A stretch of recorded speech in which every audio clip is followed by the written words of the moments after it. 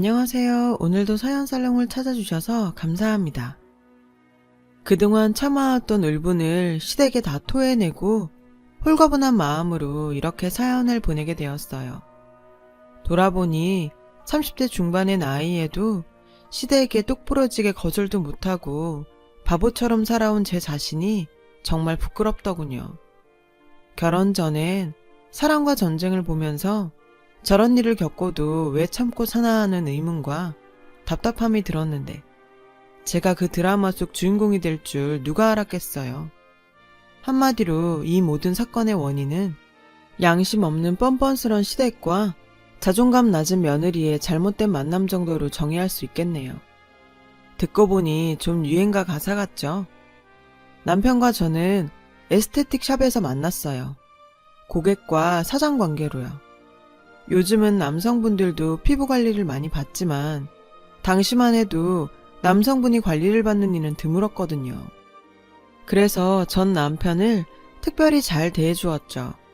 남편이 다른 손님도 소개시켜 주어서 남들보다 더 비싼 마스크팩도 해주고 시간도 10분 정도 더 길게 하는 등 말이에요. 솔직히 거기엔 약간의 상술도 있었어요. 서비스를 통해 계속 회원권을 끊게 유도한 거였으니까요. 하지만 남편은 순진해서 제 호의에 마음을 열게 되었고 어느 날 마사지를 받던 중에 갑자기 고백까지 했죠. 마사지 중에 고객과 사적인 이야기를 하는 게 제 영업 스타일이기에 남편한테도 그런 식으로 대했는데 그 시간 동안 남편은 저랑 가까워졌다고 느꼈던 모양이에요. 처음엔 너무 당황스러워서 웃음으로 넘겼는데 그 이후에도 지속적으로 대시를 하니 저도 모르게 조금씩 마음이 움직이더군요. 이후 우리는 바쁜 업무에도 불구하고 하루라도 안 보면 미칠 정도로 불같은 사랑을 했고 6개월도 안 돼서 전 남편한테 프로포즈까지 받았죠.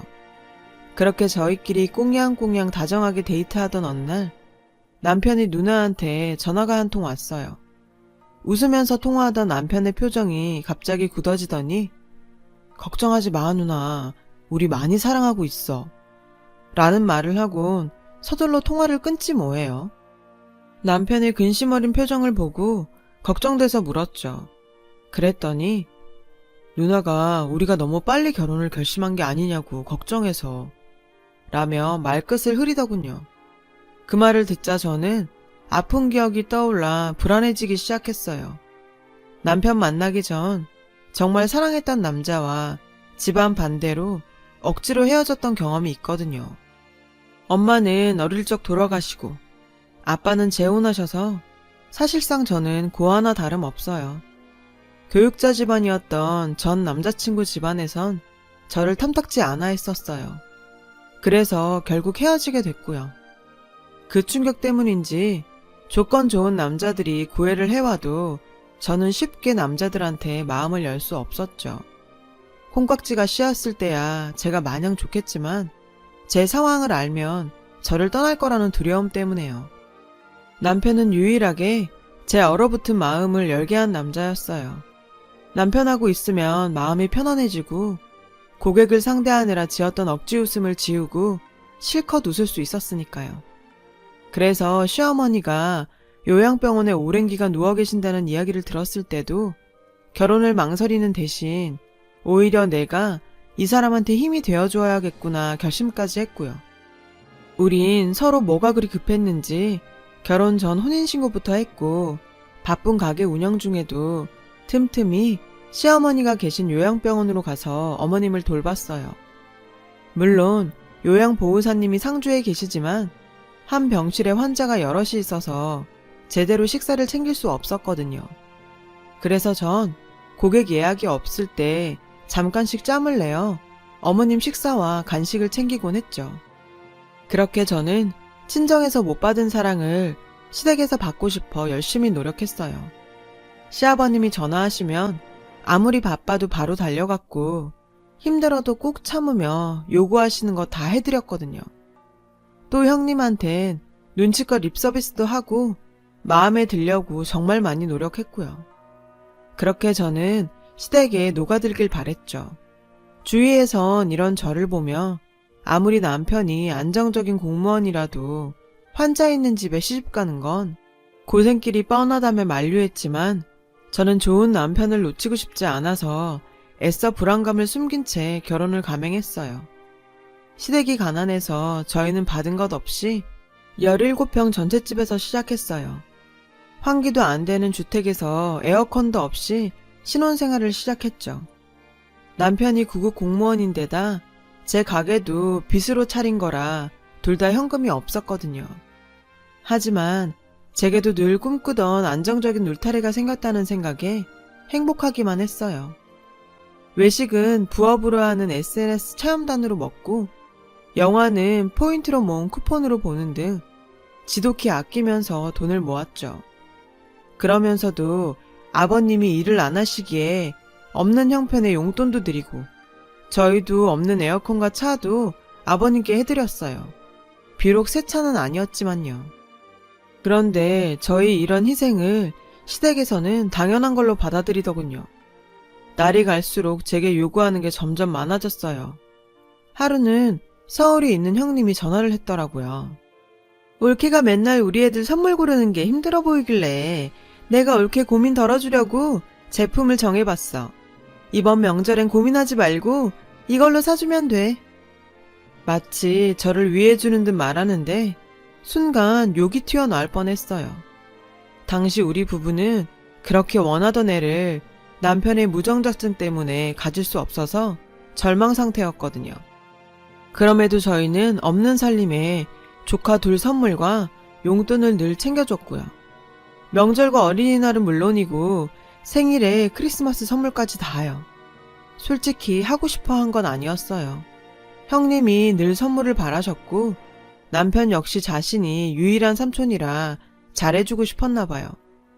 가뜩이나 저희 애도 못 갖게 돼서 예민해져 있었는데 형님은 그러거나 말거나 자기 아들 선물만 주구장창 요구하니 기가 막히더군요. 이 상황에 우리 부부를 배려해주기는커녕 자기 애들 선물이나 요구하니 정말 제정신인가 싶었죠. 한 번은 저한테 오히려 충고를 하더군요. 올케는 왜 애도 없으면서 돈도 나면서 살아? 둘밖에 없으면 돈 나갈 것도 별로 없잖아. 우린 애가 있으니까 조금이라도 넓은 집으로 이사 가려고 하는 거고. 그 말에 입이 딱 벌어졌어요. 가난한 우리한테 돈까지 빌려간 주제에 왜 그렇게 돈을 아끼면서 사냐니. 누나로서 도움 한 번 주지 않았으면서 남동생네한테 한다는 꼬락서니가 참 기가 막히더라고요. 그렇게 돈 아껴서 너한테 돈 빌려주고 아버님 매달 용돈도 드린다. 왜? 너는 어머님 간식 한번 사오기로 했니? 전 속으로 생각했어요. 어느 날인가는 저한테 원피스 사진과 함께 톡을 보냈더라고요. 올케, 나 이 원피스 사고 싶은데 우리 동네엔 매장이 없더라고. 근데 알아보니 올케 집에서 가까운 매장이 있다네. 나 이거 정말 갖고 싶은데 어떡하지? 정말 기가 막히더군요. 이 내용은 누가 봐도 저한테 사달라는 거 아닌가요? 그런데도 누나 바보인 남편은 그 맥락도 못 읽어내군 자기 누나 편을 들지 뭐예요? 아니, 당신은 왜 매번 그렇게 우리 누나를 삐딱하게 봐? 그냥 아무 생각 없이 그 옷 사고 싶다고 얘기한 거잖아. 바보 아닌가요? 이게 그냥 사고 싶은 마음을 보내는 거라고요? 그러면서 남편은 오히려 저를 예민한 사람 취급을 하더군요. 그때 남편이 처음으로 낯설게 느껴졌어요. 연애 때는 세상에 단 하나밖에 없는 제 편이라 생각했는데 결혼해보니 초록은 동색이라고 남편도 시댁 식구들 편이더라고요. 그렇게 형님의 카톡을 아무렇지 않게 넘기고 명절에 형님을 만났는데 저녁을 먹은 후 대뜸 제게 이러더군요. 올케, 내가 말하는 옷 안 사왔어? 올케 그렇게 안 봤는데 참 센스 없다. 형님의 그 기막힌 말을 듣고서야 남편은 제 말을 믿더군요. 자신의 누나가 어떤 사람인지 그제야 안 거죠. 하지만 남편은 그 후에도 여전히 시댁의 빨대가 되길 자처했어요. 어머님이 오랜 기간 편찮으셨기에 자신이 그 역할을 대신해야 한다는 이상한 책임감이 있었거든요. 그래서 이기적인 누나도 자신이 엄마처럼 품어야 한다고 생각해서인지 형님의 계속된 막대먹은 요구를 끊지 못했어요. 저 역시 남편 말에 세뇌되다 보니 처음엔 형님 입장에서 생각하려고 애를 썼고 잘해주려고 무진장 노력했고요. 그런데 형님은 저한테 하지 말아야 할 말을 하고야 말더군요. 올케, 나 사실 이 결혼 반대했었어. 엄마가 오랜 시간 편찮으셔서 내 동생은 사랑이 많이 필요한 아이거든. 근데 올케가 어릴 적에 친정 엄마를 잃어서 사랑 못 받고 컸을 거 아니야? 그런 사람이 어떻게 내 동생한테 사랑을 줄 수 있겠어. 게다가 내 동생은 누가 봐도 부러워하는 공무원인데 올케는 겨우 마사지사잖아. 솔직히 레벨이 안 맞지. 제가 차려준 밥을 먹으며 아무렇지 않은 표정으로 이야기하더군요. 세상에 지금 누구 때문에 애가 없는데 자기 남동생이 아깝다고 내 가정사까지 건드린대요.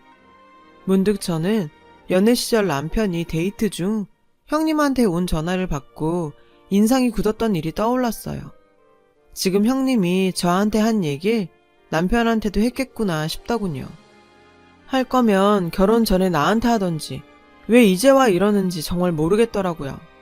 욱하는 마음에 저도 모르게 들고 있던 상을 그대로 엎어버릴 뻔했어요. 결국 전 참지 못하고 형님한테 대들었어요. 형님, 저도 이 결혼 주위에서 반대 많이 했어요. 병든 시어머니의 남편은 고작 말단 공무원이라 저보다 월급도 적지. 게다가 혼자 계신 아버님까지. 형님이라면 이런 집에 시집 가겠어요? 형님 말처럼 그렇게 따지면 저도 손해보는 결혼 아닌가요? 제 친구들 보면 집은 시댁에서 기본으로 해주더라고요. 근데 우린 어땠나요? 저희 둘이 했어요. 저는 이렇게 없는 집에 시집와서 어머님 간병하고 아버님까지 챙기는데 누가 봐도 제가 더 손해 아닌가요? 그러니까 다시는 누가 더 손해니 하는 말은 삼가해주세요. 전 받은 대로 갚아주었어요. 그러자 형님은 몸을 부들부들 떨면서 저를 노려보더군요. 그리곤 올케, 안 되겠다. 우린 누구 돌아가실 때나 봐야겠다. 그러더니 그대로 가버리더라고요. 그 일로 형님은 남편한테 몰래 전화해 온갖 악담을 퍼부었던 모양이에요. 그러거나 말거나죠. 누가 겁난대요? 우린 그동안 형님 대출금도 무이자로 빌려드리고 시어머님까지 챙겼는데 어쩜 이리 못되게 구는지. 솔직히 저요. 차라리 잘 됐다고 생각했어요. 싫은 사람 매번 가족 행사 때마다 보는 것도 죽을 맛이었는데 이참에 얼굴도 안 보고 잘 됐다 했죠. 하지만 남편은 그러질 못했어요. 형님 전화를 받곤 스트레스를 많이 받았는지 세상에 이불에 오줌까지 쌌지 뭐예요. 남자가 심약해도 정도가 있지 전 그런 남편을 보고 하도 열이 받아서 며칠이나 잠을 설쳤어요. 그간 형님이 우리한테 했던 만행들만 떠오르더군요. 큰돈을 빌려가고도 고맙다는 말 한마디 없었고 지방 경조사 때도 식사 비용은 항상 우리 보고 계산하게 했거든요. 그뿐인가요? 명절 때는 친구들 만난다며 저한테 조카들을 맡기고 놀러 나가고 무슨 날만 되면 애들 옷 사보내라, 가방 사보내라, 용돈은 안 주냐, 되도 않는 요구만 하고 생각하니 더 열받네요. 가족이라는 이유만으로 그동안 절 얼마나 괴롭혔는지 아주 이가 박박 갈릴 정도라니까요. 그런데 가만 보니 이건 집안 내력인 것 같더라고요. 시아버님 또한 만만치 않았거든요. 저희한테 해준 것도 없으시면서 어찌나 바라는 건 많으신지. 일하면서도 일주일에 몇 번씩 틈나는 대로 찾아가 뵙는데 그때마다 늘 돈 이야기를 꺼내시면서 사람을 들들 볶으신다니까요. 하루는 시아버님이 식사 중에 음식물이 낀 이를 보여주시면서 이러시지 뭐예요. 얘 아가, 내 이빨 좀 봐라. 네가 봐도 임플란트 해야겠지. 임플란트를 해야 뭘 좀 씹을 텐데. 우리 동네 동식이는 말이다. 지 아빠 이하라고 500만 원이나 줬다더구나. 하는 수 없이 12개월 할부로 임플란트 해드렸더니 또 뭘 하시는지 아세요? 동네 노인회에서 제주도로 여행을 가는데 자식들이 다들 여행 비용하라고 100만 원씩 줬다더구나. 그래, 노인네가 얼마나 가고 싶으셨으면 그러실까 하는 마음에 카드 서비스까지 받아 100만 원 해드렸어요. 근데 그 돈 받고 뭘 하시는지 아세요? 내가 이 말은 안 하려고 그랬는데 니들은 내가 코 흘리게 아이로 보이냐? 이 나이에 용돈 30만 원이 말이 되냔 말이다. 그럼 얼마를 원하시냐고 물었더니 뭐 얼마를 원한다기보다도 김영감도 그렇고 세탁소집 영감도 그렇고 다들 자식들한테 60만 원씩은 받은 것 같더라. 사람 정말 미치는 줄 알았다니까요. 아버님이 아예 돈이 없으시면 말도 안 해요. 2억 넘는 집에 얼마 전 새로 뽑으신 새 차에 매달 100만 원 넘게 연금도 나와요. 거기다 적금도 몇천 있고요. 물론 부자는 아니지만 그래도 동년배 분들에 비하면 윤택한 편인 건 사실이에요. 우리한테 해주시는 건 하나 없으시면서 매번 바라기만 하시니 정말 힘들어요. 아들이 공무원이라는 이유 하나로 많은 걸 바라시는데요. 그깟 구급 공무원, 그게 뭐 그리 대단한 거라고 이러는지. 암튼 제 입장에선 이 집 식구들이 정말 이해가 되질 않았어요. 형님과 아버님의 무리한 요구에 저희는 점점 지쳐갔어요. 결혼 전엔 정말 시아버님을 친아빠처럼 형님을 친언니처럼 대하려고 노력도 했는데 이젠 더는 못하겠어요. 잘나지도 않은 아들 가지고 장사하려는 것도 아니고 툭하면 우리한테 빨대를 꽂는데 이젠 정말 지쳤다고요. 게다가 남편은 이런 식구들 사이에서 교통정리도 못하고 질질 끌려다니니 피해는 늘 제 몫이더라고요. 그래서요, 저도 더는 못 참겠다 싶어 남편한테 이혼하자고 말했어요. 그 말에 남편은 충격을 받았는지 며칠을 술로 보내더군요.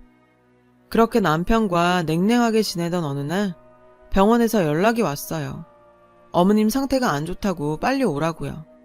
전 당장 남편한테 연락을 하곤 아버님을 모시고 병원으로 갔죠.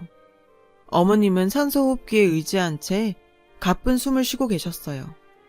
의사 말이 더는 가망이 없으니 마음의 준비를 하라고 하더군요. 순간 저도 모르게 눈물이 났어요. 그런데 이런 상황에도 형님은 병원을 찾지 않더군요. 남편이 전화를 했는데 집에 일이 생겨서 당장은 못 가겠다고 하더래요. 솔직히 괘씸했지만 애들도 있으니 그럴 수도 있겠거니 받아들이기로 했죠. 그날 이후 아버님과 제가 교대로 병실을 지켰어요. 그 사이 전 생일을 맞았지만 이런 상황에 생일을 챙길 여유는 없었죠. 생사를 넘나드는 어머님을 앞에 두곤 더더욱이요. 그렇게 3일이 지난 어느 날 어머님은 편히 잠든 모습으로 세상을 떠나셨어요. 형님은 어머님이 돌아가셨다는 연락을 받곤 아이들을 데리고 장례식장으로 왔어요. 그동안 얼굴 한번 안 비춘 형님이 얄미웠지만 그래도 부모 잃은 사람한테 뭐라 하기 그래서 전 아무 말도 안 했어요. 그렇게 무사히 장례를 치르곤 식구들은 각자 집으로 돌아갔죠. 집에 돌아온 저는 그대로 소파에 쓰러져 잠이 들었어요. 남편 역시 침대에 눕자마자 잠들었다고 하더군요. 한참을 푹 자고 난 남편과 저는 늦은 오후가 돼서야 첫 끼를 먹었어요. 밥을 먹고 소파에 앉아 쉬면서 SNS를 열어봤는데 맙소사. 정말 기가 막혀서 말도 안 나오네요. 형님 SNS에 새로운 사진들이 올라와 있지 뭐예요. 친구들이랑 제주도 프라이빗 콘도에서 생일 파티를 하며 찍은 사진이더군요. 업로드 날짜를 보니 형님 생일 파티가 분명했어요. 형님이란 전 생일이 하루 차이라 날짜를 기억하거든요. 근데 이게 뭐가 문제냐고요? 형님이 제주도에서 생일 파티를 하던 그날은 어머님이 생사를 넘나들던 딱 그 시기거든요. 피 한 방울 안 섞인 며느리는 어머님 병상을 지키고 있는데 하나뿐인 딸녀는 그 시각 친구들과 쳐놀면서 병원에도 안 왔던 거죠. 정말 욕밖에 안 나왔어요. 솔직히 평소 형님 행실을 보면 그러고도 남을 인간이긴 했죠. 가난한 우리한테 돈까지 빌렸으면서 자기는 맨날 SNS에 비싼 식당에서 먹방 찍어 올리고 브랜드 옷 자랑하고 해외 가서 노는 사진이나 올리고 했거든요. 근데 더 어이가 없는 건 그 다음이었어요. 남편이 공무원이라 조문객이 많아서 저희 쪽으로 부조금이 3천만 원 넘게 들어왔거든요. 형님네는 겨우 200도 안 되게 들어왔고요. 그런데 갑자기 형님이 남는 돈으로 가족 여행을 가자고 하지 뭐예요? 아니, 어머님 돌아가신 지 얼마나 됐다고 가족 여행이라뇨. 게다가 부조금 받은 만큼 경조사비로 갚아야 할 돈인데 그걸 쓰자니. 그런데도 형님은 그 돈이 그렇게 탐이 났는지 가족들을 들먹거리며 착한 남편 마음을 흔들어 놓았어요. 정말 다 맛나오는 인간이란 생각밖에 안 들었죠. 남편도 그런 형님을 한심하게 생각하는 것 같았어요. 하지만 어머님 돌아가시고 돈 때문에 형제끼리 싸우고 싶지 않다며 여행 대신 형님 앞으로 들어온 부조금을 돌려주는 선에서 마무리 지었어요. 남은 부조금으로 장례 비용을 내고 남은 돈은 다 아버님한테 드렸고요. 그제야 형님은 더 이상 여행 소리를 꺼내지 않더군요. 자기는 챙길 만큼 챙겼다 이거죠. 시간은 흘러 1년 뒤 어머님의 기일이 돌아왔어요. 다 함께 어머님 납골당으로 향했죠. 그런데 형님이 불쑥 아버님께 이러지 뭐예요? 아빠, 집 팔아서 우리 나눠줘. 전 이게 무슨 소린가 한참 생각했어요. 아버님 집은 하나밖에 없는데 그 집을 팔아달라니. 그럼 아버님은 어디로 가시라고요? 정말 기가 막혔죠. 그런데 생각해보니 그동안 제가 어머님 간병을 8년이나 했고 아버님 역시 제가 보살피고 있으니 아버님 돌아가시면 그 집이 우리한테 돌아갈까봐 미리 밑밥을 까는 것 같더라고요. 저는 너무 어이가 없어서 그동안 참았던 불만을 쏟아냈어요. 형님, 어머님이 사경을 헤매실 때 여행 가서 신나게 친구들이랑 호텔 생일 파티 하시더니 어머님 돌아가시자마자 이젠 살아계신 아버님 집까지 탐을래요? 저흰 그 집 가질 생각도 없고 아버님 돌아가시기 전까지 편히 쓰시고 사시게 주택연금으로 돌릴 생각이었어요. 그러니 형님은 얼마 안 되는 아버님 재산 탐내지 마시고 아버님 생신 때 내려와서 미역국이나 좀 끓이세요. 아버님 생신이 설날이랑 가깝다고 맨날 그냥 넘기는데 그 미역국 9년째 제가 끓이고 있다고요. 게다가 아버님 아플 때마다 제가 약 사다 드리고 밑반찬 해드려요. 형님은 명색이 딸인데 아버님한테 뭘 해드렸어요? 제발 정신 차리고 그 입 좀 다무세요. 불효녀 티 내지 말고. 알았어요? 그 후에 벌어진 상황은 상상에 맡길게요. 헬게이트가 열리고 아비규환이 따로 없었다는 정도. 왜 안 그렇겠어요? 엄마가 오늘 내일 하는 동안 딸려는 친구들이랑 여행 가서 생일 파티나 하면서 놀았다는데 순한 남편도 그것만큼은 못 참겠던지 자기 누나한테 쌍욕을 퍼부으며 난리를 치더군요.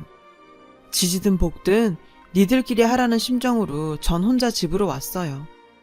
나중에 남편한테 얘기를 들어보니 형님은 억울하다며 납골당에 주저앉아 오열을 했고 그러는 와중에도 제 욕을 그렇게 했다는군요. 남편도 참 눈치 없지. 그 소리를 또 저한테 다 해주네요. 암튼 그날 그렇게 시원하게 속마음을 쏟아부은 저는 번호를 바꾸고 형님과 연락을 하지 않고 있어요. 그동안 멀리 사는 자기 대신 저한테 당연하게 대리오도 요구하면서 시도 때도 없이 저를 무시하고 돈과 선물을 요구했던 형님은 저희가 거리를 두자 갑자기 눈치를 보며 남편 회사로 전화를 했다더군요. 하지만 그동안 남편 역시 여러 사건을 통해 지쳤는지 형님과 연락을 끊었죠. 안 그럼 어쩌겠어요. 까딱했다간 저랑 이혼할 판인데요. 그리고 얼마 전에는 약속 없이 불쑥 찾아와 돈 없다고 슬쩍 눈치 주시는 아버님께 웃으면서 한마디 했어요.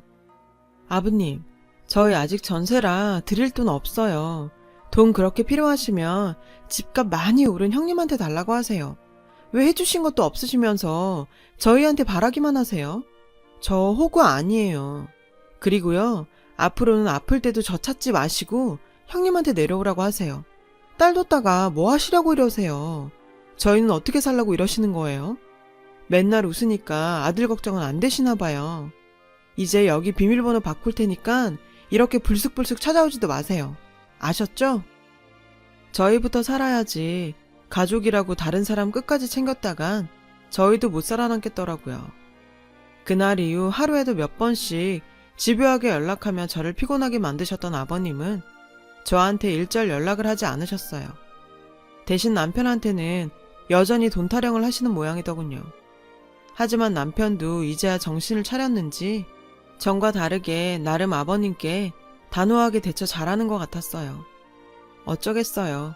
미우나 고우나 부모인걸요. 그 정도는 이해해야죠. 남편이 그러는데 제가 그동안 아버님과 형님한테 해왔던 걸 멈추자 이제는 두 사람이 서로에게 저한테 요구하던지 그대로 하며 싸운다고 하더라고요. 심지어 형님은 아버님한테 어머님 돌아가셨으니 어머님 몫의 재산을 달라고 떼를 쓴다나 뭐라나. 안 봐도 비디오였죠. 어쩜 그리 부녀가 똑 닮았는지 이래서 피는 못 속인다고 하나 봐요. 그동안 소중한 가정을 지킨다는 핑계로 나를 혹사하며 시댁 식구들의 요구에 휘둘려 왔는데요. 이제는 안 그러려고요. 이젠 가족이 아닌 제 자신과 진짜 제 가족인 남편 소중히 여기며 할 말 다 하면서 살 거예요. 지금까지 제 사연 들어주셔서 감사드려요. 여러분 가정에는 행복만 가득하시길 바랄게요. 여러분, 사연 댓글에 응원과 현명한 조언 부탁드려요. 좋아요와 구독은 저에게 큰 힘이 됩니다. 오늘도 좋은 일 가득하세요.